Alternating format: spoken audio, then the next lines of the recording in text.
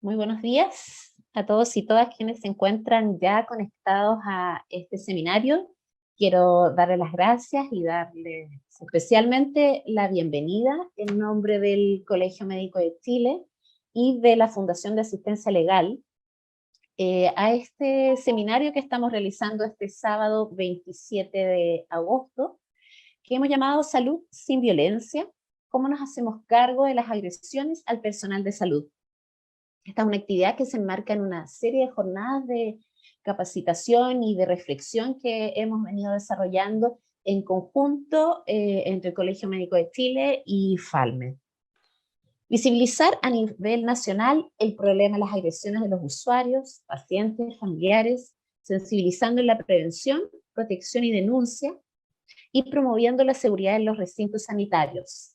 Ese es el objetivo que nos hemos puesto para el seminario del día de hoy. ¿Y cuáles son los objetivos secundarios que marcan esta jornada?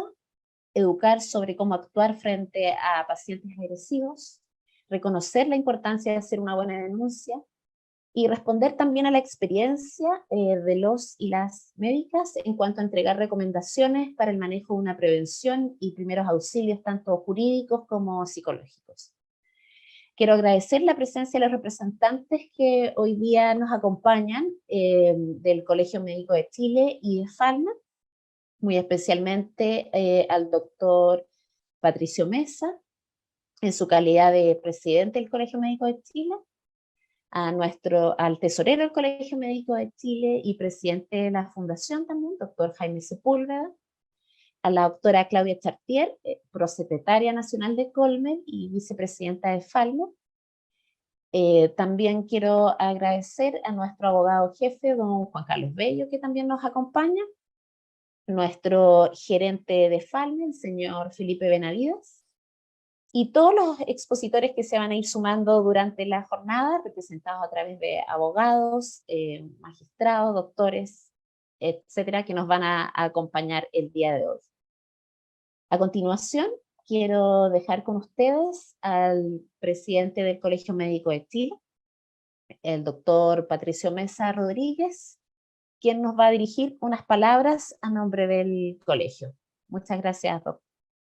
Muchas gracias, Mariela. Muy buenos días a todos y a todas. La verdad, primero que nada, quiero partir agradeciendo a los organizadores de este evento, en particular al directorio a todo el equipo de FALMED, partiendo en representación de todos ellos, el doctor Jaime Sepúlveda como el presidente de FALMED, porque creemos que esta es una instancia súper importante. Y quiero dar estos agradecimientos porque además un elemento que a lo mejor todos los demás no conocen, pero es muy importante para ver cuál es el compromiso que tiene FALMED y a través de FALMED el Colegio Médico con el tema de que nos convoca la agresión al personal de salud, es que 3 de los organizadores que están presentes en este panel en este momento están con COVID, pero han hecho el esfuerzo de poder contactarse, que es un elemento importante, así que, pero ya sabemos que se sienten mejor, así que muchas gracias. Bueno, día a día nosotros nos hemos dado cuenta que la sensación de inseguridad en el personal de salud ha ido en aumento y todos los días tenemos nuevos casos en los cuales personal de salud ha sido agredido. De todo tipo de agresiones. Agresiones desde los usuarios, agresiones entre los pares, agresiones desde la jefatura de los distintos centros asistenciales y también agresiones de parte de las autoridades del rubro que de alguna forma sienten o agreden al personal que se siente maltratado. Y ahora se están sumando otro tipo de agresiones. Por ejemplo, en el diario de ayer hablaba de que un equipo de salud rural de la comuna de Carahue fue secuestrado, los maltrataron, le robaron los equipos, le robaron el vehículo en el que se trasladaban. Por lo tanto, vemos que hay violencia en los espacios sanitarios que van en aumento y esa es la percepción que tenemos todos los funcionarios de la salud, tanto pública como privada. Y es por eso que para FALMED esta es una de nuestras prioridades, ver de qué forma podemos abordar esto desde 3 aspectos. Uno de ellos, qué podemos hacer en forma rápida una vez que ha sucedido la agresión, de tal modo que los funcionarios tengan el respaldo sanitario y el respaldo en su salud mental y el respaldo jurídico para enfrentar de mejor forma esta agresión. Pero tan importante como esto es también, y es uno de los objetivos de este curso, es capacitar al personal y darle ciertas orientaciones de qué hacer y qué no hacer, cómo comportarse frente al momento en el cual se está llevando a cabo la agresión. Y un tercer elemento, que es probablemente en el que deberíamos dedicarnos mucho más tiempo también, es ver de qué forma, de qué trabajo tenemos que hacer, qué camino seguir para evitar que existan agresiones. Yo creo que eso es un elemento muy importante, y en esto tenemos que hacer un llamado a todos los gremios, a todos los funcionarios de la salud, a todas las autoridades que tengan que ver con el sector salud, a ver las formas y sobre todo también a la comunidad, para que junto a la comunidad podamos determinar o definir los espacios sanitarios como espacios libres de violencia. Todo lugar donde exista un delantal en el cual estemos atendiendo personas de salud, como en la guerra respetada la Cruz Roja, los espacios de salud deben ser respetados de todo punto de vista, independientemente de la situación social que pueda existir o de los distintos factores de salud mental que pueda haber en la comunidad que justifiquen o expliquen de alguna forma las agresiones del personal de salud. Tenemos que en conjunto ver cuáles son las causas y sobre todo para evitar que nuestros funcionarios de la salud, funcionarios y funcionarias, se vean expuestos al riesgo de tener algún tipo de agresión. Por eso creemos que es fundamental actividades como este seminario, en el cual entre todos, además de entregarles ciertas herramientas jurídicas y sanitarias para enfrentar las agresiones, cómo prevenirlas, también sobre todo también recoger las experiencias de muchos de ustedes, de tal modo que las podamos considerar, y también las sugerencias que nos puedan aportar para justamente abordar el tema de las agresiones en los 3 niveles que les mencionaba inicialmente. Espero que estas sean unas jornadas de mucha utilidad para todos, y reitero profundamente mis grandes agradecimientos en representación del Colegio Médico, en particular de la Mesa Directiva Nacional, a los grupos organizadores, y no solo al organizador, sino que a todos quienes, como dicen en televisión detrás de pantalla, han colaborado para que esto se pueda realizar y ejecutar en buenas condiciones. Así que sea una mañana muy provechosa, una bienvenida a todos y a todas, y que, por favor, adelante.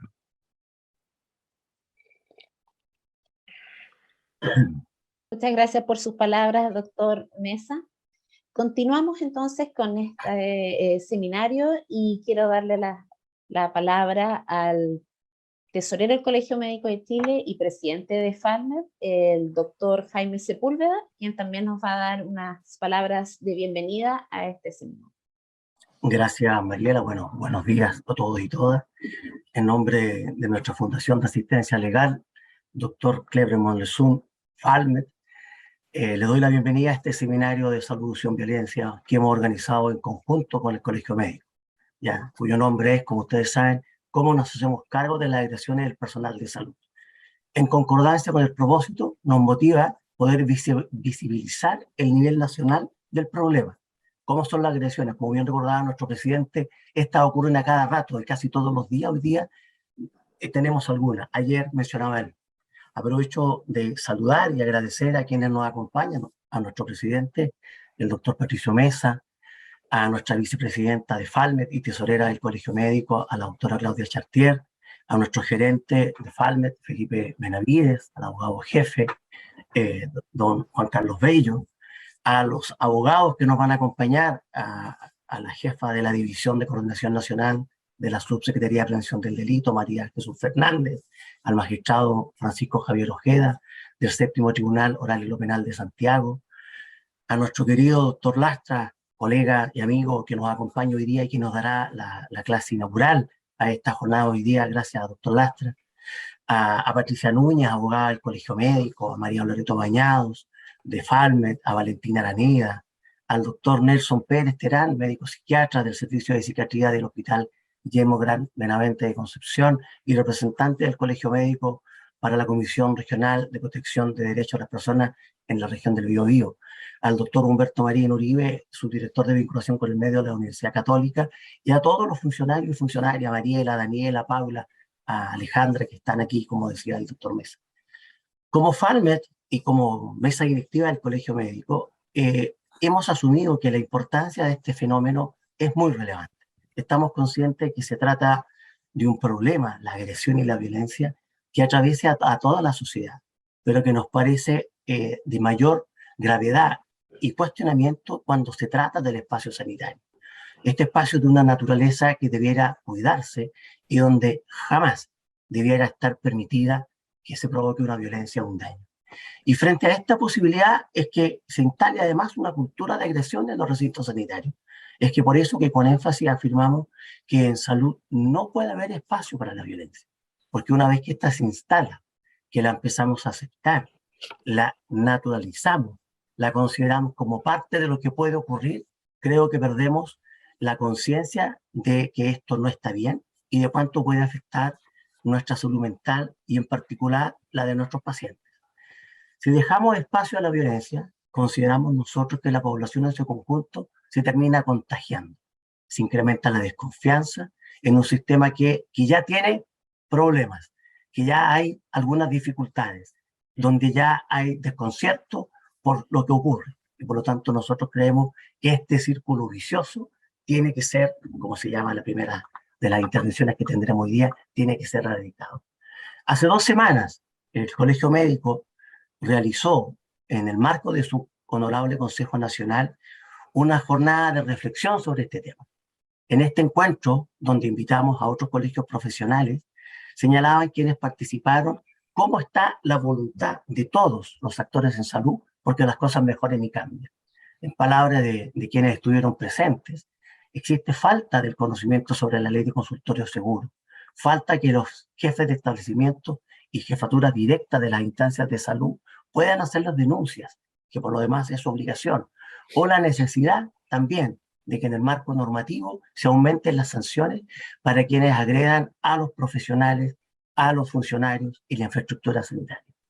Tristemente también escuchamos decir que todos sabemos que la denuncia no llegará a nada. Esperamos que en este seminario demostremos que eso no es así y que si intervenimos correctamente podemos lograr que las personas que han ejercido violencia y daño al personal y a la infraestructura tengan sus sanciones. Pero sobre todo creemos en la necesidad de alentar y en conjunto con ustedes, los colegas y las colegas que están conectados, cómo desarrollamos una campaña de buen trato que involucre a quienes trabajamos en salud, pero que también pueda incorporar a la población en su conjunto, a aquellos vecinos y vecinas que en distintos lugares acceden a las instancias de salud. En esta actividad de reflexión, que en el marco de nuestras actividades no son aisladas, son parte del esfuerzo permanente que tiene un correlato con trabajos alentando permanentemente, como la Mesa de Prevención y Tratamiento de las Agresiones a los Funcionarios y Funcionarias de Salud, en conjunto con otros actores como la Fiscalía, el Ministerio de Interior, las policías, la Asociación Chilena de Municipalidades y los demás colegios y gremios de la salud.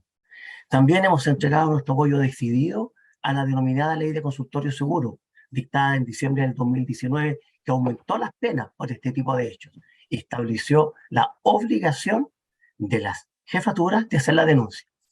Como FALMET, además, hemos contribuido y seguiremos contribuyendo con el desarrollo y difusión de protocolos como sobre evitar la exposición al riesgo y qué hacer frente a una agresión misma. Y también, por cierto, la permanente defensa irrenunciable de nuestros colegas víctimas de agresiones, a través de una sólida defensa, como lo hacemos siempre con nuestro equipo de abogados. Nuestras últimas publicaciones también han ido en este sentido. Los invito y vamos a compartir durante esta jornada la revista Media de América y el boletín electrónico de la Gaceta FALMET. En ellos encontrarán información relevante sobre el tema de las agresiones y la violencia.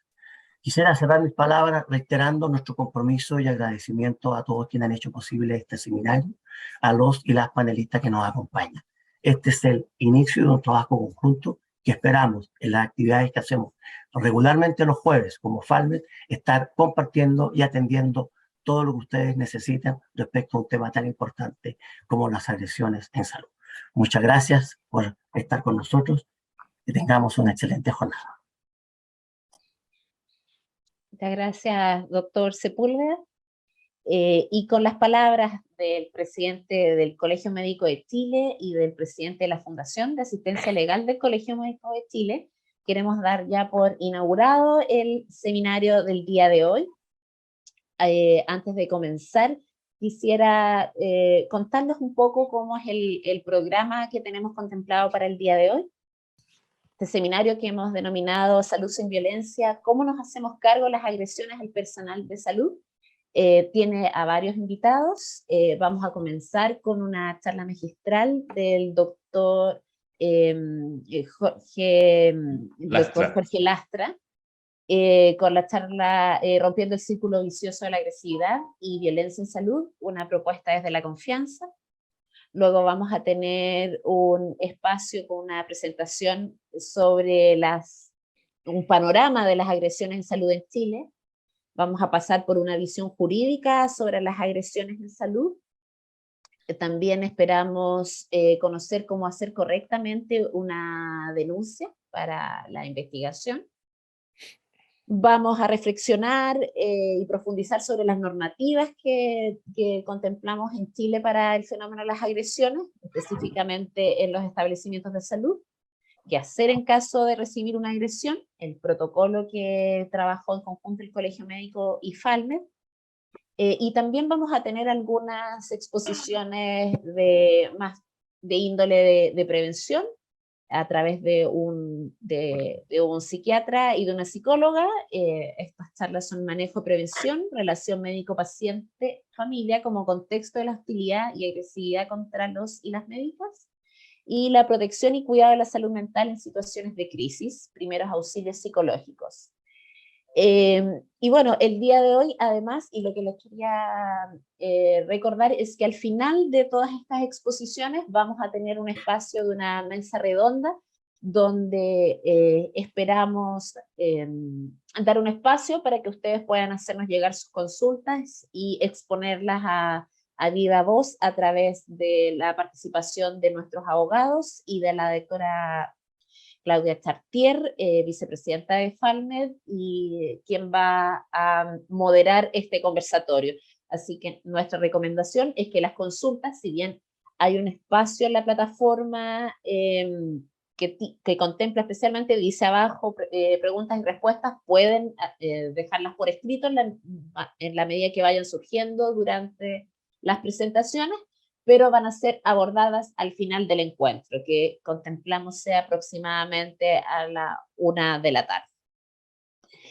A continuación, entonces, queremos comenzar el seminario dándole la palabra al doctor Jorge Lastra, director del área de docencia. Doctor Mesa quiere, perdón, Mariela, el doctor Mesa lo veo que levanta la manito.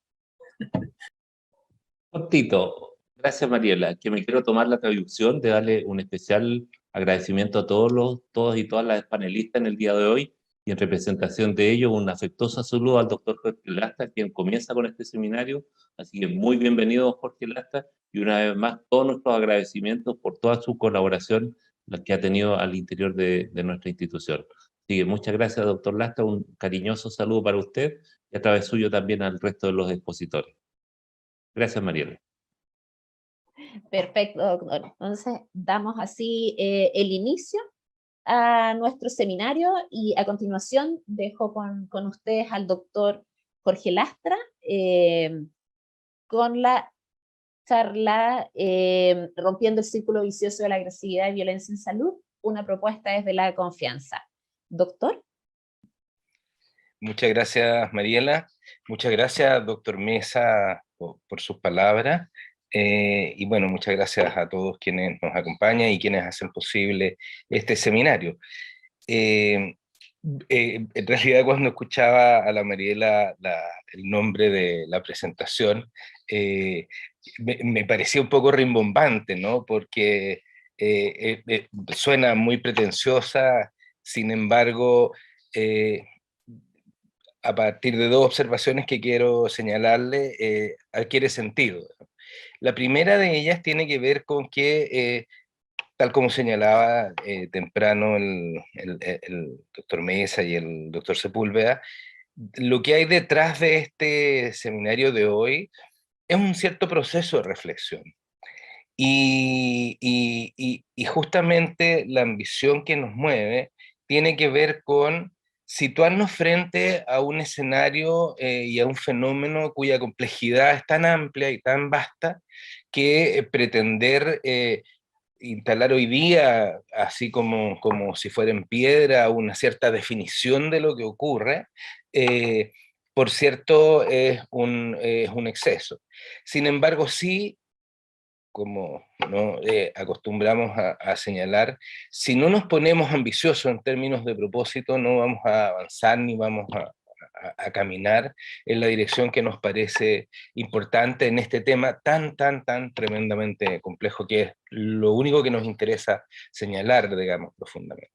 Lo segundo es que, tal como se comentaba antes, lo que hay en el contexto, de alguna manera lo hemos tratado de plasmar en la Gaceta que se ha puesto en circulación hoy día, y en particular, digamos, lo que queremos plantear, lo que yo quiero plantear ahora, está en uno de los artículos que allí se presentan. Eso es lo que hay un poco detrás, tanto de esta presentación como de como de la reflexión que está instalada ahí en la Gaceta. Entonces, y lo otro que quiero agregar antes de partir es que lo que hay aquí es una suerte de pensamiento de un trabajo que está haciendo Falmet y el colegio en función de abordar la diversidad de aristas que requiere esta materia. Entonces, es invitarlos a ustedes a reflexionar a propósito de 2 o 3 ideas que vamos a exponer.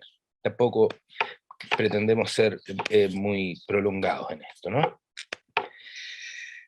Bueno, de eso queremos hablar. Queremos hablar de un fenómeno que es complejo, que su complejidad está dada por las distintas áreas que aborda, pero sobre todo porque la relación entre el fenómeno que provoca la violencia, que es la búsqueda de seguridad, se enlaza de manera viciosa con la violencia. Es decir, la violencia y la inseguridad se van asociando de tal manera que en la medida que la violencia va aumentando, genera mayor inseguridad, y las reacciones habituales que la inseguridad provoca tienden a provocar también mayor violencia. Eso es lo que queremos decir, eso es lo que queremos poner detrás, y por lo tanto la única manera de abordar integralmente este tema es de alguna manera tratando de poner una cuña en ese círculo vicioso y ver cómo lo rompemos. Y adelantamos el final, es que la única manera de lograrlo es hacer un esfuerzo consistente en la construcción de confianzas, y que define de esa manera y define a partir de ello cuáles son las tareas que de alguna manera son necesarias realizar. Eso es lo que hay detrás de nuestras palabras, y es lo que queremos transmitir. Queremos hablar de la inseguridad en los equipos, de qué es lo que provoca la violencia. Queremos también hablar de cuáles son los fenómenos asociados a la seguridad y a la inseguridad de las personas y la población. Queremos hablar de cuáles son los elementos que constituyen, que están detrás de la dinámica de la violencia. Queremos hablar de la relación entre la violencia y la inseguridad, y algunas ideas, no nuestras, sino que hemos ido recogiendo de la discusión sobre cómo romper este círculo vicioso. Lo primero y obvio, ¿no? Es que estamos inseguros. O sea, lo que nos ha movido en este seminario, lo que ha movido la preocupación del colegio y la preocupación de Falmet, y también de otras autoridades, de los propios trabajadores, es lo que nos ha provocado la violencia. Y aquí una primera distinción. La inseguridad tiene 2 caminos. El primer camino es el de enfrentar la inseguridad con acción, y el segundo camino es afrontar la inseguridad desde la pasividad o la inacción. Por cierto, la acción es la que nosotros buscamos, pero la acción está asociada a la rabia, y la rabia no siempre construye las mejores soluciones. Por lo tanto, aquí comienza a abrirse este primer camino complejo, que es cómo se desatan las acciones posteriormente a el sentimiento de inseguridad que la violencia provoca. Estamos frente a un escenario en donde el volumen es el volumen de hechos, la frecuencia con la que se presentan y la extensión en términos del territorio nacional en que se presentan son cuantiosas. Por lo tanto, la vivencia de inseguridad es inevitable. La pregunta entonces, la primera pregunta que tenemos que hacernos es ¿qué hacemos con aquella inseguridad?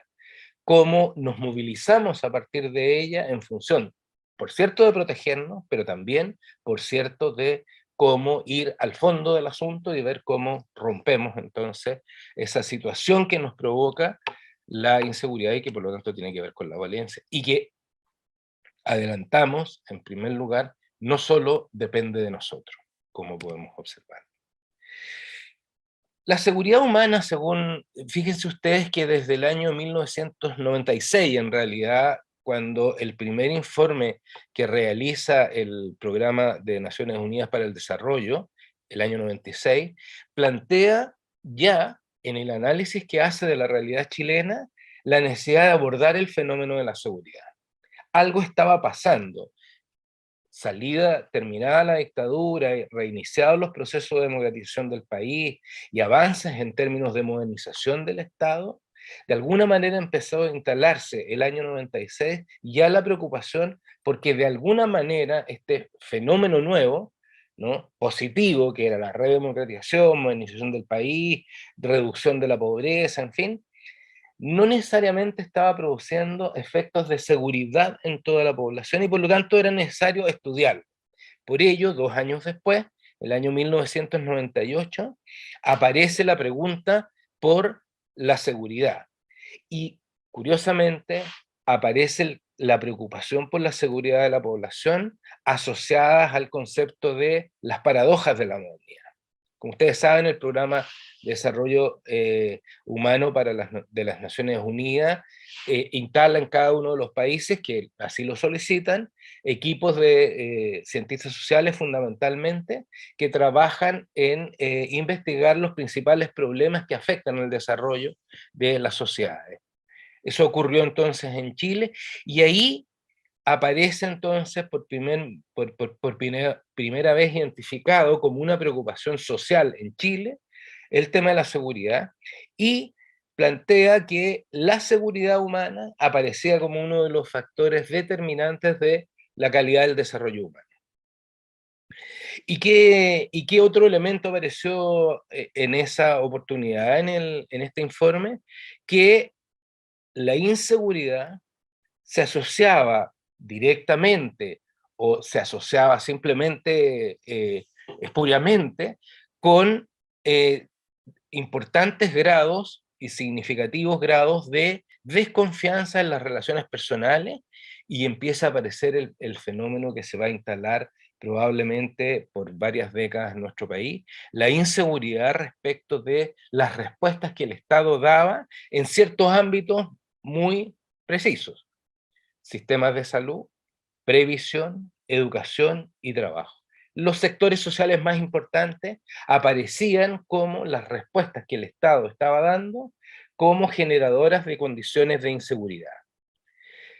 Inseguridad que, por cierto, tenía que ver con aspectos objetivos, vale decir, desigualdades evidentes en los resultados de la educación, en fin, y todos estos sectores sociales, pero también aspectos objetivos, subjetivos, que estaban asociados, de seguro, a expectativas que se abren en horizontes distintos desde el punto de vista social y político, y que no estaban siendo satisfechos en ese minuto.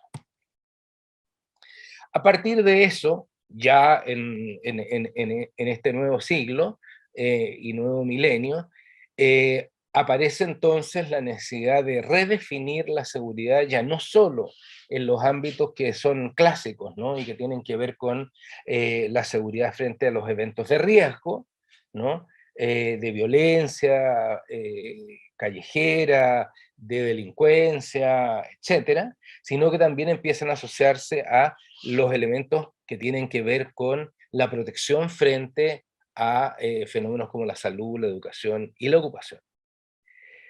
Y lo más importante es que este fenómeno de seguridad se instala también en el contexto de una condición de desigualdad.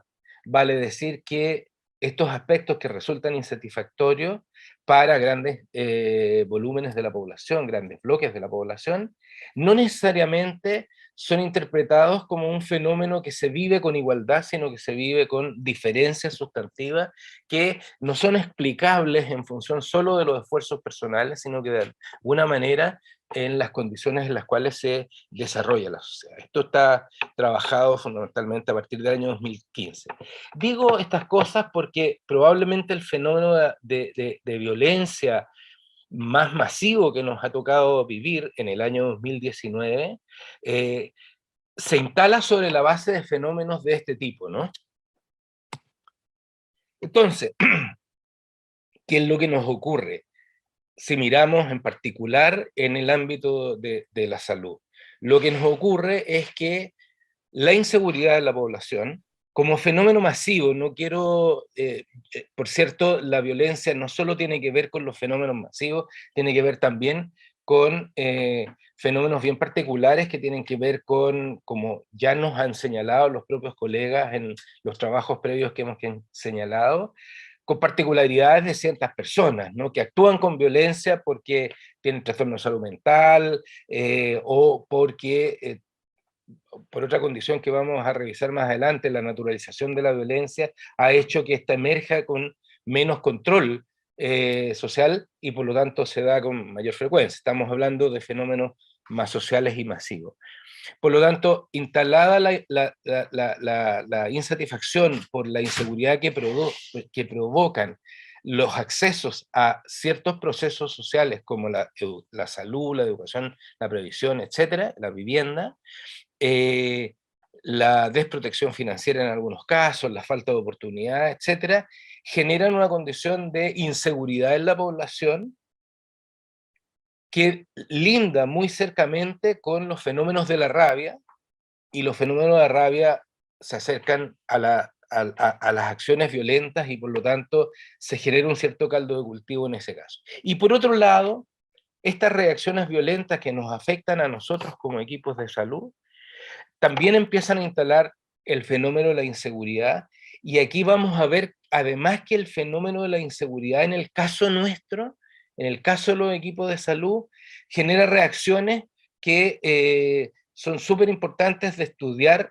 y de analizar para ver también cómo sumamos a esas respuestas otras que tengan capacidad de movilizar cambios sociales que en el ámbito nuestro nos generen de verdad una condición de protección mayor. Hablemos un poco de la violencia. Primero, la violencia está instalada hace varios años, ¿no? Hace rato que venimos escuchando el fenómeno de los narcos en las poblaciones. Yo fui director de consultorio allá en el año 93-94 y en ese entonces algunos de las autoridades locales ya hablaban de lo que ellos señalaban, lo que ellos llamaban los nichos de pobreza dura, que eran nuevas poblaciones que se estaban instalando. Estoy de trabajar en la Florida, en los Quillayes en concreto, cómo ahí se estaban instalando grupos importantes de narcos, micro traficantes que empezaban a trabajar al servicio de grandes traficantes y que empezaban a copar espacios territoriales. Estoy hablando del 94-95. Después por allá, después cuando emergió el fenómeno más brutal de lo que estaba ocurriendo en el Sename, los equipos de psiquiatras infantiles nos alertaron de que había alrededor de 110.000 niños que estaban en condiciones en requerimientos de protección social porque estaban sin redes de apoyo, 100.000 personas en Chile, 100.000 jóvenes menores de 15 años que se encontraban en las calles sin acceso a la educación, desertores de la educación, circulando en las calles. Solo 10.000 de ellos estaban en los hogares del Sename, y por lo tanto había alrededor de 90.000 o 100.000 niños, jóvenes, adolescentes, que estaban en las calles y que estaban con trastornos de desprotección social muy serios, asociados también a trastornos de salud mental, que bordeaban la agresividad cotidiana en las calles, que la vivían cotidianamente. que era su recurso de sobrevida. Eso ocurrió hace 6 años atrás, ¿no? Pero además, a ese hecho de que la violencia estaba instalada hace mucho rato y no la veíamos, o no la identificábamos, o porque no nos tocaba a nosotros, ¿no? No la observamos, analizamos y no la tratamos, o simplemente hicimos oídos sordos porque no había capacidad para enfrentarla. Pero asociado a eso está otro hecho que ya nos alertaba el doctor Mesas, ¿no? El fenómeno de la naturalización. La naturalización no solo se da cuando ya nos acostumbramos a nosotros asistir directamente a la violencia, sino que cuando el discurso en los espacios de la comunicación social traen permanentemente relatos violentos y nos parecen normales, nos parecen habituales, y es lo que vemos en las expresiones del cine, de la televisión, ¿no? Y que finalmente son tremendamente atractivos, particularmente para los y las jóvenes. Lo que hace entonces de que el discurso de la violencia esté disociado en términos del rechazo social que tenemos, pero con evidencias cotidianas de ella que lo transforman en hechos normales. Y para más agregar, la pandemia, por cierto, generó una condición de incertidumbre adicional que lo que hizo fue perder los lazos del encuentro cotidiano social y por lo tanto perder una de las variables de control de la violencia que tienen que ver con el control de los impulsos, que están dados en la relación con otros. Por eso no es tan raro, o no debiera sorprendernos tanto, que abiertos los colegios, la violencia se instale con regularidad. Pero no es porque hayamos elegido las relaciones violentas como las opciones, es más bien porque los elementos protectores contra la violencia, que son la construcción de lazos sociales entre pares, entre iguales, se perdieron. Y por lo tanto, perdimos la capacidad de diálogo. Estamos sorprendidos hoy día porque vivimos la polémica política agresiva, pero eso es de verdad supernatural en los espacios en donde se ha perdido el control social de los impulsos. Y lo que nos dice el diario La Tercera el año 2019, a fines del año 2019, concertó a 10 importantes profesionales del ámbito de las ciencias sociales para reflexionar sobre el fenómeno de la violencia, y yo he tratado de recoger algunas cosas de ahí que me parece que son valiosas e importantes en este contexto. La violencia trae miedo, obvio. Condiciones de autoprotección, encerrarse en pequeños objetos protegidos. Por eso la conversación sobre las rejas frente al fenómeno de la violencia de los barrios se ha transformado en una reivindicación casi cotidiana, ¿no? Es inevitable que eso ocurra. Sin embargo, ese camino que por cierto genera, bajo ciertos límites, condiciones de protección, genera una condición adicional que no es para nada buena, que es que la construcción de tejido social, que es finalmente la única herramienta poderosa para dar respuesta a condiciones de generación de consenso, entendimiento, confianza, etcétera, se va perdiendo. Entonces, una herramienta que es valiosa, por cierto, porque genera condiciones de protección física, tiene la dificultad de que también genera respuestas que pueden ir aumentando y potenciando más bien la distancia social, y la distancia social va a ser también un factor que no nos va a favorecer en ese sentido. Por lo tanto, hemos caminado en una estrategia de defensa que ha sido del todo comprensible, ¿no? Que es todo lo que hemos apoyado como colegio y como Falmet potentemente, porque creemos que efectivamente hay que preocuparse de las víctimas, y nosotros estamos siendo víctimas de agresiones. Por lo tanto, no hay ninguna duda de que esta herramienta es una herramienta que tenemos que potenciarla, pero ojo, no es una herramienta de otros, es una herramienta propia. y señalamos esto porque hace un par de días atrás, como nos comentaba también el presidente del colegio, resulta que muchos de los colegiados y colegiadas desconocen algunas de las normativas que son protectoras. Y quiero decirles algo más para señalar que la pura protección no resuelve esto, que es que en el registro de datos que nosotros tenemos, que el Ministerio tiene, que nos ha participado, resulta que el nivel de información que tenemos de los hechos a partir de los registros de las denuncias y de la transmisión de esas denuncias a las autoridades con el objeto de que vayan haciendo un análisis más global del fenómeno, son mínimas respecto del total de casos que sabemos que existen. O sea, la primera evidencia respecto de esta estrategia más poderosa que hemos instalado, que tiene que ver con condiciones de protección y de preocupación por el riesgo de ser victimizados en esta condición de violencia que nos estamos viviendo, no está teniendo efecto porque no la conocemos y segundo, no la utilizamos. Y este es un dato profundamente objetivo, que es importante tener en cuenta porque lo que nosotros aspiramos a partir de una serie de iniciativas que estamos desarrollando como colegio y como Falme, es efectivamente que tomemos el toro por las astas, que asumamos nosotros los roles que son significativos en esta materia y que, dado por ejemplo, la herramienta de la que disponemos, las utilicemos, las conozcamos, las difundamos, las utilicemos en el propósito por el cual han sido articuladas, que es generar condiciones de protección.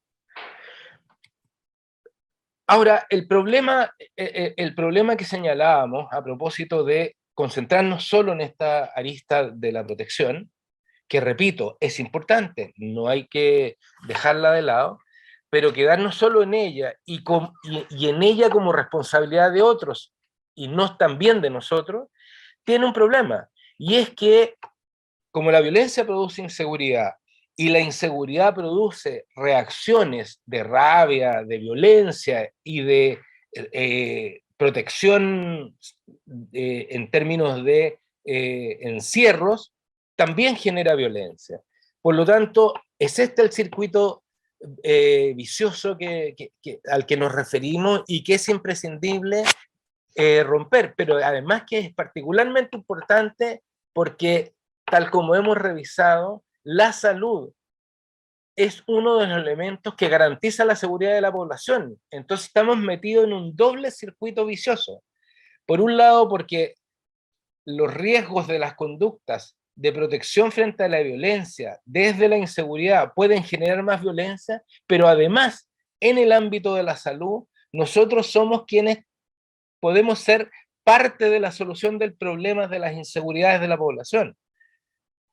Entonces tenemos una doble tarea frente a este fenómeno, que es general frente a la violencia, pero que es particular por las responsabilidades que salud tiene en el ámbito de dar seguridad a la población. Las agresiones que nosotros vemos son la punta del iceberg. Por lo tanto, la tarea es gigantesca, además de compleja. Hace un par de semanas atrás tuvimos una reunión con una reunión de los regionales y del Consejo General de nuestro colegio, y nos dimos cuenta de que ya hay capacidad reflexiva que hemos instalado y que tenemos que ponerla al servicio de justamente este proceso de ruptura del círculo vicioso. Nos señalaban los y las colegas, hay déficit de infraestructura, hay déficit de recursos humanos, tenemos una relación entre las capacidades de nuestra oferta de respuesta con la demanda que están disociadas. Tenemos una incompetencia en el manejo de los conflictos y tenemos desinformación respecto de los recursos que la ley nos interesa. Aquí hay pega que es nuestra, en términos de desarrollar competencias, y nosotros queremos trabajar en eso con ustedes. Hay desafíos en términos de difusión de la ley y cómo desarrollar habilidades, conocimiento y competencias para hacer uso oportuno de ella, que es lo que nos piden también los y las colegas. Pero también tenemos que ser tremendamente honesto y hacer abogacía en esta materia respecto de las autoridades, a propósito de que el fenómeno de la violencia no va a resolverse si no intervenimos también sobre la infraestructura, sobre cómo desagregamos la demanda de tal manera que no hayan en la tarde, cuando recién se abren los sapos o cuando se abren los servicios de urgencia, infinitas colas de gente esperando atención, si no tenemos capacidad real de resolver aquello, ¿no? De cómo operar en ese sentido también. Cómo generar competencia en los recursos humanos de los centros de salud para poder también generar desescalamiento de los fenómenos de violencia. ¿Qué es lo que nos piden? ¿Qué es lo que nosotros creemos que es importante? Desarrollar liderazgo activo frente a los conflictos, ser capaces de instalar respuestas potentes desde la autoridad, desde cada uno de los actores, que sean poderosas. Desarrollar estrategias de cuidados con nosotros, ser consistentes de que esa es una responsabilidad compartida entre la autoridad y nosotros, desarrollar espacios de seguridad, estrategias de alarma. Ahí habían algunas experiencias muy importantes de ciertas iniciativas que habían desarrollado hospitales, servicios de urgencia de hospitales altamente agredidos. Espacios de espera donde la gente pueda esperar tranquilo, estrategias de enlace, ¿no? Son cuestiones que podemos ir desarrollando y que nos interesa a nosotros recogerla y empezar a transformarla en herramientas de desarrollo para los equipos. Lo que nos dice la Organización Mundial de la Salud y la Organización Panamericana de la Salud es una cuestión súper concreta. Usemos la salud pública, no es que yo sea salubrista y esté vendiendo nuestra especialidad, ¿no? Pero la salud pública desarrolla estrategias de abordaje de los problemas de salud de la población. Aquí es lo mismo, ¿no? ¿Qué es lo que significa? Abordaje integral. Segundo, trabajos en conjunto con la población, con los equipos, con las autoridades. Y desarrollo de respuestas eficaces que vayamos identificando y que vayamos socializando. Así de simple. Esto significa definir y observar la magnitud del problema, identificar las causas, formular y poner a prueba modos de afrontarlo y aplicar ampliamente las medidas de eficacia aprobada. Esa es nuestra tarea. Ojo, esto no reemplaza las respuestas de la justicia penal. No las reemplaza porque tenemos outliers, ¿no? Tenemos conductas que nosotros podemos abordar integralmente el problema, pero vamos a seguir teniendo descontrol de impulso, conducta psicopática, en fin, eso no lo vamos, y por lo tanto las estrategias penales tienen que sostenerse, pero tenemos que ser capaces de socializarla, utilizarla, difundirla. Aquí hay un conjunto no quiero extenderme, pero hay un conjunto de ideas que los españoles hace ya 7, 8 años atrás empezaron a trabajar, que es bueno mirarlas, están en la Gaceta, recomendamos que las revisen para ver cuál de estas cosas podemos implementar. Pero yo quisiera concentrarme en una cuestión que es clave. La naturalización de la violencia tiene un solo camino: su desnaturalización. Y la desnaturalización significa instalar en el espacio comunicacional amplio y público que no es una conducta adecuada. Pero no solo no es una conducta adecuada en términos generales, que por cierto lo compartimos, sino que no es adecuada, es particularmente disfuncional y disruptiva en salud, porque nosotros somos parte de la solución de la inseguridad de la población. Entonces, si nosotros que tenemos esa responsabilidad somos agredidos y provoca en nosotros respuestas naturales de inseguridad, lo que estamos haciendo es afectar a una de las estructuras más importantes y responsables de ser promotoras de conductas más seguras, de situaciones de seguridad en la población, que si además avanzamos en modelos que vayan reduciendo las desigualdades en el ámbito de salud, por cierto que va a ser una cuestión potente que tenemos que compartir. En síntesis, la inseguridad provocada por la violencia es natural. La búsqueda de protección resulta igualmente lógica. Pero levantar rejas, instalar botones de pánico y aumentar las penas a los y las agresoras por sí solas no es suficiente. La violencia y la inseguridad se potencian, se requiere el concurso de todos los actores y actoras, gobierno, comunidad, gremios, las trabajadoras y los trabajadores.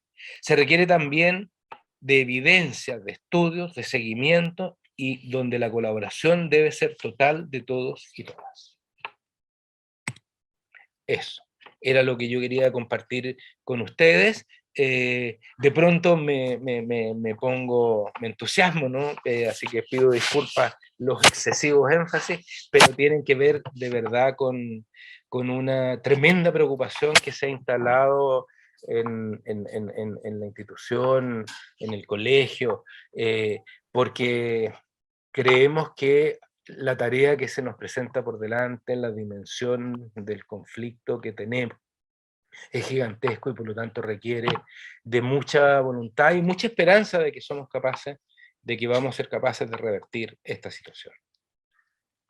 Muchas gracias, Mariela, muchas gracias a todos por la oportunidad y que nos vaya muy bien, no solo en esta jornada, que por cierto esperamos, tenemos muchas ambiciones de ella, sino que sobre todo en esta tarea que estamos ya no comenzando ahora, porque ya la comenzamos hace un rato, pero que queremos movilizarla muy fuertemente para ser capaces de crear, al menos en este ámbito para nuestro país, de cambio en términos del modelo de relaciones que establecemos con la población.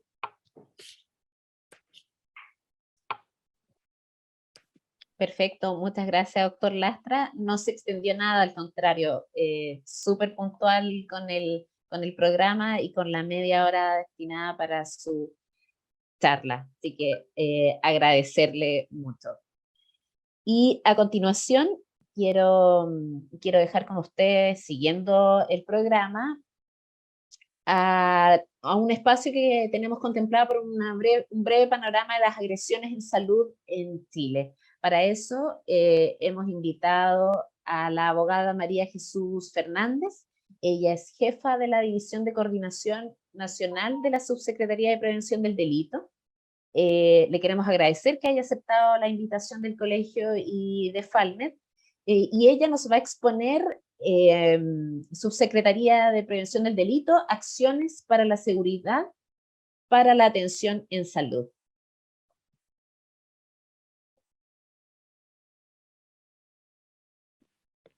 Ahí sí. Hola a todas y a todos, muy buenos días. Perdón, detalle técnico, comparto ya la presentación, entonces la había enviado, pero la dispongo.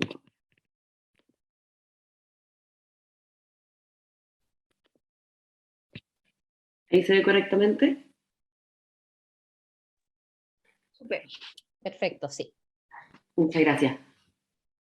Bueno, muchas gracias por la invitación y por la oportunidad de poder contarles un poco qué estamos haciendo en la Subsecretaría de Prevención del Delito para abordar la inseguridad con que las y los trabajadores de la salud ejercen su trabajo. Voy a contarle aquellas cosas que ya están efectivamente más avanzadas, porque hay otras que están en camino, y lo que más me interesaría es poder escuchar al final de la presentación si estas son cosas que a ustedes le hacen sentido o no, como las personas que van a ser usuarios de estas acciones de alguna forma. En primer lugar, la Subsecretaría de Prevención del Delito se involucra en esta materia a partir de una reunión que llamó la ministra Yarza el 18 de mayo, en razón de un aumento exponencial de violencia en establecimientos de salud. El año 2021, la administración anterior realizó un estudio en que salieron algunos de los datos que expongo acá, en que, por ejemplo, durante el año, que fue un año especial, si bien no estábamos en plena pandemia, todavía teníamos movilidad reducida, hubieron 2.300 agresiones a personas de salud, lo que fue 83 veces más que el año 2020. Se reportaron en total 38 casos con armas, 27 con armas de fuego y 11 con arma blanca. Más de la mitad de las agresiones viene precisamente de los pacientes o de los familiares o de las personas que lo acompañan, lo que dice bastante del fenómeno que está detrás, me parece. El 27% de las agresiones reportadas son agresiones físicas, siendo en mayor cantidad golpes, patadas y empujones, con 560 casos.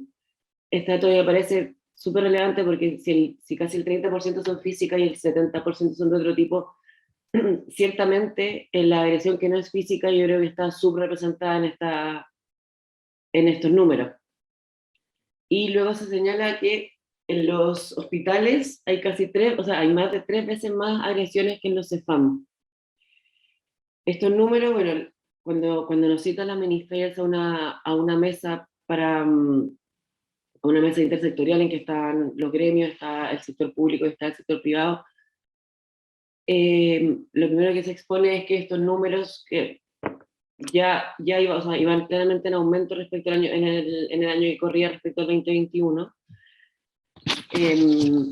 Y lo que nosotros, no lo que más nos preocupa, pero algo que preocupa ciertamente, es que es muy probable, como señala, que estos números sean mucho más bajos de los que realmente suceden. Yo cada vez que he hablado con personas de la subsecretaría de redes asistenciales o con médicos, enfermeras a raíz de esto, señalan que es una cuestión completamente cotidiana y que en el fondo la gente no denuncia. Y no denunciar es un problema mayúsculo para nosotros como gobierno para poder tomar acciones, porque la denuncia, y esto es lo que me parece importante enfatizar, y sé que luego van a estar con el Ministerio Público, pero la denuncia no es solo el mecanismo para abrir una eventual investigación penal, sino que la denuncia es la forma en que las autoridades toman conocimiento de las cosas que suceden en el territorio, y es la única información al final que cuentan, entre comillas, de alguna forma fidedigna para poder tomar decisiones. A nosotros nos sucede mucho, tanto en establecimientos de salud como en otros lugares, de que llegamos a trabajar con carabineros y les solicitamos, por ejemplo, fortalecimiento de las rondas policiales, y ellos ven las cifras y dicen, pero aquí yo no tengo un aumento de un delito, o no tengo quizá incluso ni una denuncia. Y eso dificulta mucho poder disponer de mayores recursos, tanto económicos como de las policías. ¿Y por qué no se denuncia? Lo que nosotros hemos podido levantar, porque como les decía, sucede no tanto acá, sino que en muchos otros lugares. En primer lugar, la gente no denuncia por desconfianza, porque es un proceso que no le genera una confianza que va a tener un resultado. En segundo lugar, a veces por desconocimiento, por no tener la noción clara de lo que está sufriendo un delito, y que eso le entrega una serie de derechos como víctima, entre eso denunciar. Y en tercer lugar, por miedo a represalia o a tener consecuencias negativas por haber denunciado, por ser apuntado por sus pares por haber denunciado, o por represalia a quienes se denuncia, o quienes eventualmente se puede llegar a investigar. En ese sentido, lo primero que nosotros hicimos fue tomar la oferta de la subsecretaría y ver qué podía ser útil para poder mejorar la situación de seguridad. Y en eso hay 2 programas que están en la subsecretaría que estimamos son particularmente importantes. En primer lugar, el programa Denuncia Seguro. El programa Denuncia Seguro es una plataforma para recibir información delictual de forma completamente anónima. Este funciona a través de un teléfono y funciona a través de una plataforma web, y su mayor virtud es, 1, el anonimato, no se recoge ningún dato de la persona que denuncia, y 2, que está atendido por personas altamente especializadas en recibir denuncias. Entonces siempre son llamados más o menos largos, de hecho el promedio son 15 minutos, se hace un trabajo primero de contención, de alguna forma si es necesario, y luego se extrae la mayor cantidad de información respecto al delito que se está denunciando. Esta información es luego trabajada por un grupo de analistas y es traspasada al Ministerio Público a la región que corresponda. Aquí nosotros trabajamos con las fiscalías que se llaman SACFI, o de foco investigativo, que es una forma un poco distinta de la fiscalía. Es una fórmula nueva, digamos, llevan casi 5 años trabajando, en que se trabaja con analistas y se levantan focos investigativos a medida que se va levantando información suficiente para esto.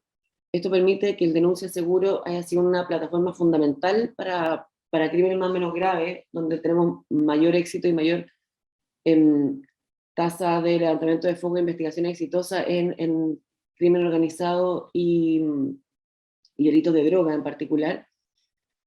Y estimamos y lo pusimos a disposición, y tuvo buena recepción. Hemos hecho varias capacitaciones a servicios de salud, porque nos dimos cuenta muchos de los delitos que se cometen y que no se denuncian son cometidos por vecinos, por personas que las funcionarias de la salud conocen perfectamente y no quisieran denunciar porque frecuentan el lugar y esto puede traer consecuencias negativas para ellos. En ese sentido, también creo que es importante para este tipo de delitos, que estoy consciente de que no va a servir para todo, los delitos de las agresiones que son cometidas por los mismos pacientes que van a atenderse, quizás no puede tener ese efecto, pero nosotros hemos visto que en lugares en que este programa se promueve, además con materiales de difusión, en que la gente sabe que hay disposición y que se han recibido capacitaciones y que hay una autoridad presente esperando recibir denuncias, los delitos y las agresiones bajan.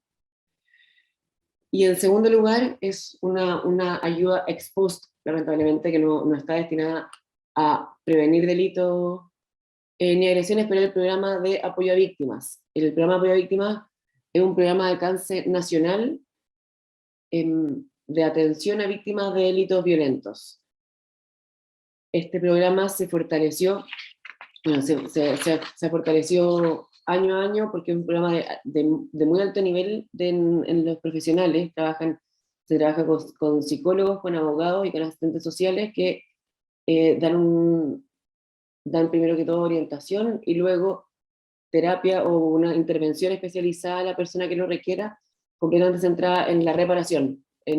Con eso quiero decir que no se requiere, por ejemplo, querer denunciar o querer tomar un camino penal para poder recibir atención de estos centros. Tenemos 42 centros a lo largo de Chile y hoy día firmamos hace poco un convenio de colaboración entre la Subsecretaría de Prevención del Delito y la Subsecretaría de Redes Asistenciales para fortalecer el apoyo que este programa de apoyo a víctimas puede darle a quienes son víctimas en sus lugares de trabajo, en espacios de atención de salud. Los principios del acuerdo, como les decía, es brindar un trato digno y respetuoso, una atención prioritaria y oportuna de calidad, entendiendo lo fundamental del rol de quienes trabajan en el área de salud, y llegar además de forma oportuna. Cuando una persona es víctima de un delito, la reparación es fundamental, pero además poder contener en el minuto exacto, es una parte muy, muy importante de eso. El programa de apoyo a víctimas, pues como señalaba, tiene un servicio de primera respuesta. La primera respuesta es una intervención temprana de orientación, información y primer auxilio psicológico. En eso se hace permanentemente un barrido de las noticias y se recibe información directamente de la Fiscalía y Carabineros de eventos violentos que hayan sucedido y los equipos concurren para prestar estos primeros auxilios psicológicos y orientar a las personas, tomar sus datos y poder empezar el trabajo conjunto. Y luego, bueno, el servicio de segunda respuesta, que son las intervenciones orientadas a la reparación integral de la persona. Esto me interesaba mucho poder comentarlo porque habiendo firmado el convenio de colaboración que establece que vamos a tomar los mecanismos y las contrapartes para poder difundir este acuerdo, es un programa muy, muy desconocido para los buenos resultados que tiene y para la cobertura que tiene. Entonces, en eso para nosotros es de mayor interés tener contrapartes en todos los servicios que puedan estar en permanente contacto con los centros de apoyo para cuando suceden cosas y que los equipos concurran y para que se puedan derivar los casos que así lo necesitan. Otra cosa importante que se estableció en este convenio, pero que escapa un poco a este espacio, es que la Subsecretaría de Redes Asistenciales se comprometió también a establecer las coordinaciones con nosotros para poder derivar aquellos casos que requieran atención psicológica, en particular psiquiátrica, aquellos casos graves que requieran de atención psiquiátrica y que no los podamos cubrir con el programa para poder dar atención prioritaria. Como señalaba, quien está dirigido, tiene un catálogo específico de 9 delitos denominados delitos violentos, como homicidio, cuasi delito homicidio, secuestro, violación, robo violentos, que es un número alto, que incluye el robo con intimidación, por ejemplo, y lesiones graves y gravísimas. Esto no es un catálogo cerrado y, por supuesto, se pueden atender otros delitos que, si bien no están en el catálogo, causan alta conmoción en los espacios de trabajo como los CEFAM y los hospitales. Y en tercer lugar, estamos trabajando hoy día nosotros en la mesa del sector público, para colaborar en orientaciones concretas para el diseño y la implementación de protocolos de actuación frente a agresiones a funcionarios y funcionarios. En esto las estrategias que se han establecido, que nosotros de alguna forma disponibilizamos para que sea el sector salud que nos diga qué es realmente más útil para abordar estas situaciones, disponer de instrumentos, de protocolos claros que establezcan condiciones y canales para denunciar y que promuevan un mejor tratamiento y acompañamiento de las personas afectadas, la entrega de conocimientos, como se llama, la difusión de instrumentos, de capacidades del Estado y de programas instalados, y que efectivamente lleguen a todos los establecimientos que entregan prestaciones de salud, y eso para nosotros desde la Subsecretaría de Prevención del Delito es un desafío grande en que necesitamos trabajar de forma conjunta porque la capilaridad de los establecimientos de salud es altísima y nosotros somos una subsecretaría centralizada, es decir, no tenemos Ceremi. Y estamos trabajando con encargados por región en cada servicio de salud para esto. En tercer lugar, como estrategia de prevención, estamos buscando informar sobre las instancias de protección disponibles para los funcionarios, es decir, las acciones para la reparación. Y, por último, fortalecer la investigación y la sanción. En esto trabajamos muy de la mano con el Ministerio Público para poder contar con fiscales especializados en este tipo de agresiones y, como señalaba, de poder levantar toda la información que pueda permitir establecer investigaciones serias que puedan llegar a desbaratar aquellas bandas o aquellas organizaciones que se han dedicado a veces a rondar ciertos establecimientos y que probablemente están muy vinculadas con crimen organizado o con otro tipo de fenómenos. El protocolo de actuación, bueno, tiene un marco normativo que no viene en detalle. Las medidas de seguridad existen diversas medidas de seguridad que uno podría implementar en estos establecimientos y que fue lo primero que a nosotros nos llegaron a solicitar, que es más útil. Son los sistemas de alarma, son las cámaras de seguridad, son cristales especiales, son sistemas de comunicación directa con la policía, y todas estas son útiles y todas estas se pueden implementar, pero es muy importante conocer la situación específica de cada centro para poder tomar la determinación de forma oportuna y de forma precisa, y en eso hemos estado trabajando también con la subsecretaría para que ellos puedan priorizar y presentarnos cuáles son los lugares que quieren que nosotros hagamos un análisis y un aporte desde eso, desde el diseño de mejorar las medidas de prevención. Y la medida de seguridad activa de vigilantes de seguridad, es decir, la seguridad privada, y duplas de profesionales para pacientes que han tenido comportamientos violentos, es decir, cambiar, modificar la forma en que se atiende a las personas que tienen este tipo de conducta. Y las medidas de seguridad privada, esto me quería detener un minuto, para nosotros como subsecretaría es fundamental promover activamente que quienes contratan sistemas de seguridad privada, que son, digamos, diversos gremios, los centros comerciales, los supermercados, y podría seguir ciertamente, pero también los establecimientos de salud se preocupen y cuenten en eso con el apoyo de Carabineros y de nuestros, de que el servicio de seguridad privada esté prestando el servicio que se requiere, y que los guardias de seguridad no sean las personas que están entregando los tickets de los números, o no sean las personas que están tomando la temperatura al ingreso de estos espacios. La seguridad privada, cuando se contrata, es por supuesto un servicio, o sea, hay una contraprestación, que además en el caso de los hospitales y de los CEFAM son recursos públicos que deben estar bien utilizados, y se puede mejorar con un trabajo conjunto. Nosotros gestionamos una reunión, digamos, un espacio de trabajo con el OS10, que es la zona de seguridad privada de Carabineros, es quien tiene, digamos, el control, la fiscalización y la capacidad de acreditar a guardias y vigilantes de seguridad, con la Subsecretaría de Redes Asistenciales, para poder buscar uno, los espacios de mejora, y dos, reactivar los protocolos que en principio deben estar activados, es decir, que hay una persona que está a cargo, que esa persona tenga la capacidad a cargo de fiscalizar cómo se cumple la labor, que hay protocolos claros de contacto con Carabineros, aclarar hasta dónde llega su labor y qué es lo que esta persona debería hacer, que tenga las competencias para orientar en el caso de una agresión, y en el fondo sea una parte muy activa de la red de seguridad de cada establecimiento. Es que mejor debería conocer este protocolo de actuación de alguna manera.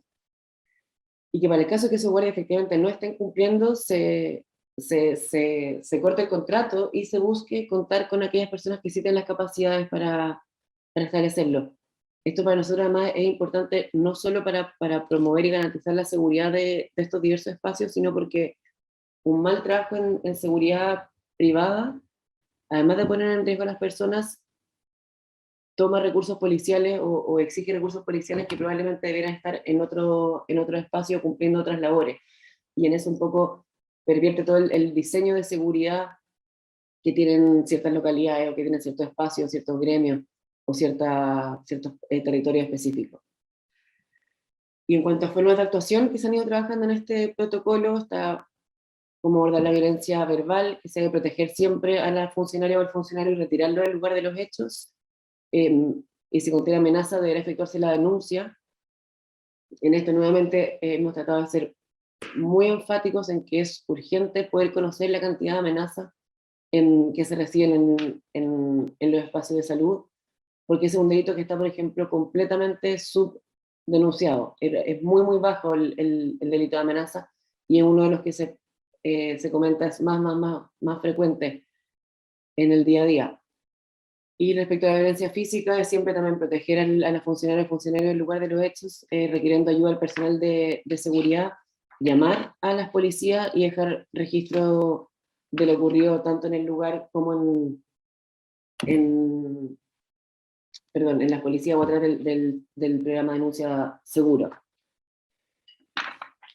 Otra cosa que estamos haciendo, como señalaba, este trabajo de revisión de las medidas de seguridad privada, que no lo expongo porque está todavía en desarrollo, y se reactivó desde el Ministerio de Salud las mesas de seguridad privada con la participación de nosotros de la Subsecretaría de Prevención del Delito para poder ir abordando cada servicio con sus particularidades. Y hay otras medidas que exceden la subsecretaría en la que yo trabajo, pero que sé que se está trabajando también, que fue fortalecimiento de las rondas policiales, eso que responde a la Subsecretaría del Interior, y sé que se hizo un trabajo de priorización de algunos establecimientos, no solo en RM, sino también en otras regiones, para poder contar con mayor presencia policial en los alrededores y fortalecer los planes cuadrantes en aquellos lugares que existen, y la coordinación directa tanto con la prefectura como con las comisarías correspondientes. Eso es un poco lo que se ha estado haciendo, y como les decía, me gustaría escuchar, uno, si ustedes tenían alguna noción como médicos respecto al trabajo que se llevaba con la Subsecretaría de Prevención del Delito, y si alguno ha estado en las capacitaciones que hemos hecho del programa de denuncia seguro, porque yo muchas veces participo, pero por supuesto no conozco ni me puedo quedar el tiempo después para escuchar un poco el feedback que se le hace sentido y a cuántas personas estamos llegando. Y lo mismo respecto al programa de atención a víctimas. No sé si ya se ha comenzado a difundir al interior de los servicios para que conozcan la posibilidad tanto de atención inmediata en caso de que hayan eventos disruptivos o delitos, y de derivar a personas en el caso de que requieran la atención. María Jesús, hola, buenos días.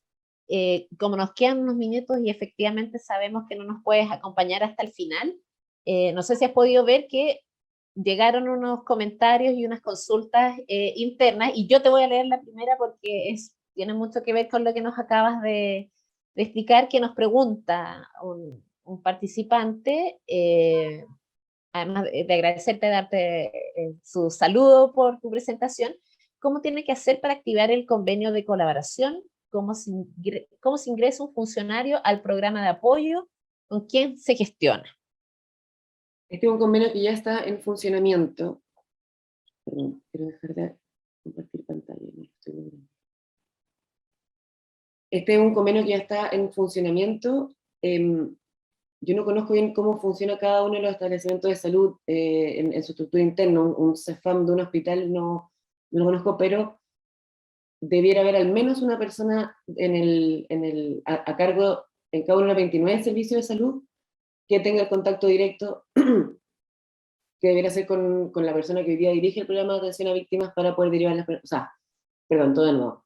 Cualquier persona que es víctima de un delito puede llamar al número del programa de atención a víctimas o acercarse a uno de los 42 centros del lugar del país y va a ser atendido. Eso, por cierto. Ahora, este convenio que busca una atención prioritaria y una derivación más rápida está activo, y lo que nosotros esperamos es que cada persona que trabaja en un establecimiento de salud ya supiera a quién contactar para que fuera derivado. Si eso todavía no es así, debería contactar a un encargado de seguridad, una contraparte en materia de seguridad, en el servicio de salud al cual pertenece, que tiene contacto directo con la persona a cargo del programa en cada región. Ese es como el camino largo, o sea, el camino corto que debería hacer. Pero como señalaba, para mí lo más importante es poder, es que cada uno de las personas que está acá pudiera levantar en sus servicios que no conocía este programa, y que quién va a ser la persona a cargo de él. Pues nosotros tenemos las contrapartes dispuestas, y esperamos a través de la subsecretaría y de nuestras contrapartes en los 29 centros, a través de esta mesa de seguridad, que ya se hubiera difundido, ya tuvieran el número de teléfono de la persona para quien llamar en caso de cualquier, tanto emergencia en el minuto como derivación. Gracias. No sé, doctor Sepúlveda, si le podemos pedir a la abogada que nos comparta la información quizás para cualquier ayuda de difusión. Efectivamente, algunos comentarios internos dicen que no conocían de este trabajo, y llegan otras preguntas de cómo activarlo, de cómo hacer la denuncia, si no puede el funcionario, si la jefatura lo puede hacer.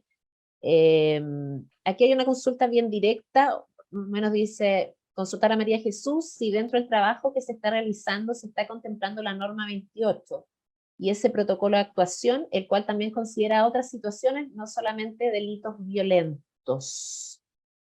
Jesús, no sé si nos puedes ayudar con esa consulta.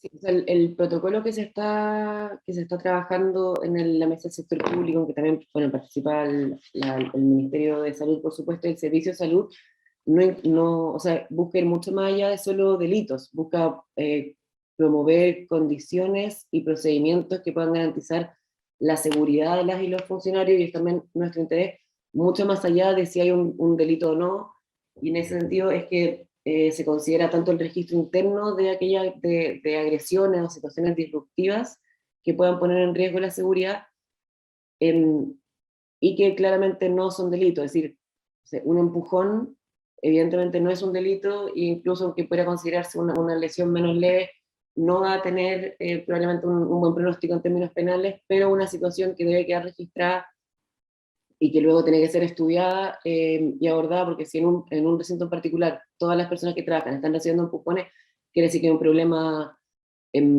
mayúsculo, tanto para la seguridad de quienes trabajan ahí, como probablemente para la prestación que se está entregando.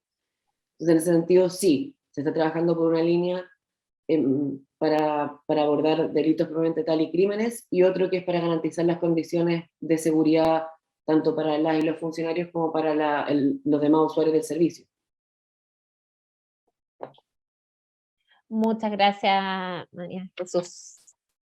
No sé si habrá otra pregunta directa, pues así continuar con nuestro programa, queriendo agradecer una completa presentación en representación de la subsecretaría.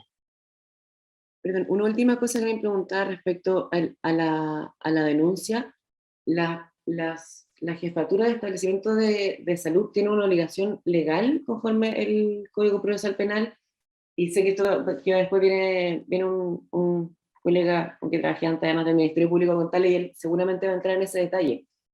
Pero existe, como decía, una obligación legal de las jefaturas de denunciar todos aquellos delitos que sucedan en estos espacios de trabajo, y que ellos tomen conocimiento en el ejercicio de sus funciones.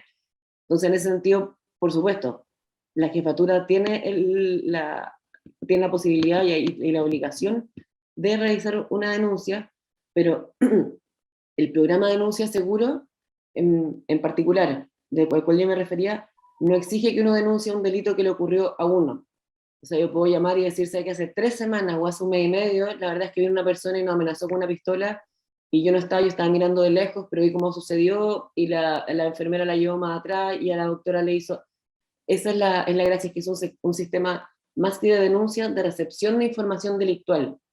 Nosotros luego con un equipo de analistas eso se trabaja y se transforma en una denuncia, con la posibilidad de entregar información de la que uno conozca, y por eso es importante trabajarla con comunidades, porque no apunta tanto a lo que, a mi experiencia personal, que por supuesto también se puede hacer, pero sino lo que usted ha visto en su barrio, a lo que usted ha visto en su CEFAM. Usted ve que hay una persona que en la tarde viene y pareciera que lo que está haciendo es vender droga afuera, y todo eso, lo cual yo no necesariamente soy víctima en primera persona, se puede denunciar, y la idea es que esta información se va juntando, se va revisando y se levanta, como lo decía, eventualmente un foco investigativo en particular.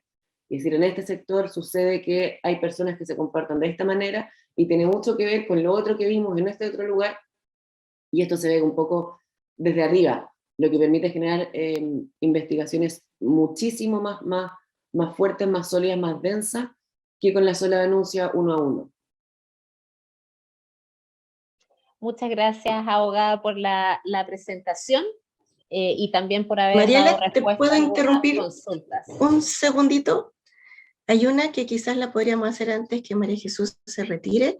Roberto Sangüesa pregunta en relación a las medidas de seguridad. ¿Se contempla diseño adecuado de los espacios de trabajo a fin de una pronta evacuación en caso de agresión? Sí, o sea, se contemplan protocolos para casos de agresión, no se está mirando, y me parece muy bien el rediseño de espacios hoy día, porque además, bueno, eso tiene una serie de complicaciones, pero sí nosotros hemos sido muy insistentes, y no solo con establecimientos de salud, sino con un poco lo que pasa con la autopista y la encerrona. Todos estos espacios fueron diseñados sin ningún tipo de criterio de prevención, lo que se llama situacional, es decir, de cómo los espacios pueden ayudar a que una patrulla se ponga en el lugar adecuado, entonces el carabinero se baje y puede hacer un control, y la persona afectada puede escapar por otro lado, y en esos los lugares más críticos al menos estamos viendo cómo se podría mejorar con lo que ya hay, pero claro, botar un espacio que hoy día no es seguro y volverlo a construir son palabras mayores, pero sí estamos buscando que en todas las licitaciones que tenga el Estado o proyectos que se estén diseñando, en el fondo nos pregunten un poco de si esto puede tener alguna dificultad en el futuro en materia de seguridad. Perfecto, muchas gracias por la respuesta, abogada. Y bueno, les recordamos que estas exposiciones están siendo grabadas, retransmitidas por el YouTube, y le agradecemos después si podemos compartir esta presentación. Y continuamos.